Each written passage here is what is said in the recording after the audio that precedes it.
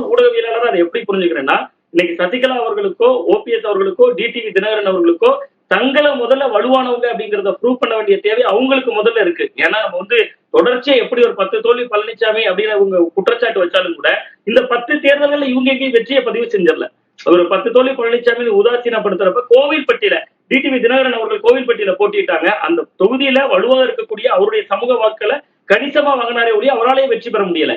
அப்ப இந்த அணியை பொறுத்தவரைக்கும் இவர்களை பொறுத்தவரை என்னன்னா அதிமுகவுடைய வெற்றியை தடுக்க முடியுமே தவிர இவங்களால வெற்றி பெற முடியல. அதுதான் இவங்களுடைய வரலாறுமா இருக்கு. இவங்க இல்லாம இவங்களால ஜெயிக்க முடியல அப்படிங்கிறது இவர்களுடைய ஒரு பின்னணியாவும் இருக்கு.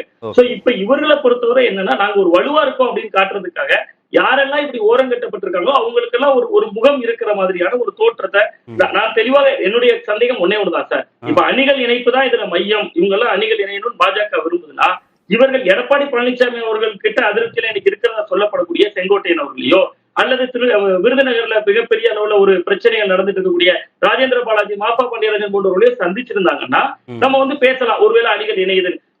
எடப்பாடி பழனிசாமி அவர்களுக்கு எதிராக இருக்கக்கூடியவங்க அவர்களுக்குள்ள அதை சந்திச்சுக்கிறதுல அது வந்து ஒரு ஆரோக்கியமான சந்திப்பா உடல்நலம் சரியில்லாம இருக்கிறாரு அப்படிங்கிறதுனால போய் சந்திச்சதா சொல்றாங்க.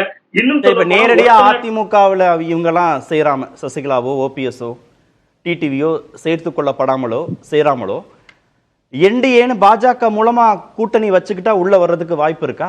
நிச்சயமா அதற்கான காய் நகர்த்தலாதான் இன்னைக்கு நடக்கக்கூடிய காட்சிகளை நம்மளால பார்க்க முடியுது.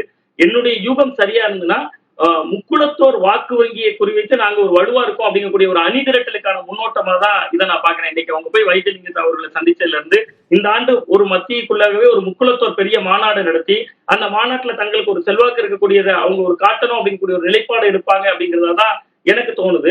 பட் அப்படி இவங்க இடம் கொடுத்து எடப்பாடி பழனிசாமி அவர்கள் ஒரு பாஜக கூட்டணிக்கு இப்ப வந்து நாங்க எந்த தடையும் இல்ல, நாங்க 6 மாத காலம் இருக்கு, இன்னும் நாங்க நேரம் வரும்போது முடிவெடுப்போம் அப்படின்னு சொல்றதா இருக்கலாம். அண்ணாமலை அவர்கள் இவங்களை விமர்சிச்சுட்டாங்கன்னு ஒரு பேச்சு வர்றப்ப அவங்க அதிமுக அவர் சொல்லலையே இவரே வாலண்டியரா ஒரு விளக்கம் கொடுக்கறதா இருக்கலாம். இது எல்லாம் வைத்து இந்த 2 கூட்டணியும் ஒரு கொள்கை கூட்டணியோ இது ஒரு சந்தர்ப்பவாத கூட்டணியோ இல்ல. இவங்களுக்கு அவங்களை விட்டா வேற வழி இல்ல, அவர்களுக்கு இவர்களை விட்டால் வேற வழி இல்லைங்கிறதா இன்னைக்கு கலை எதார்த்தம். அது ஒரு மோசமான கூட்டணியாவும் இருக்காது.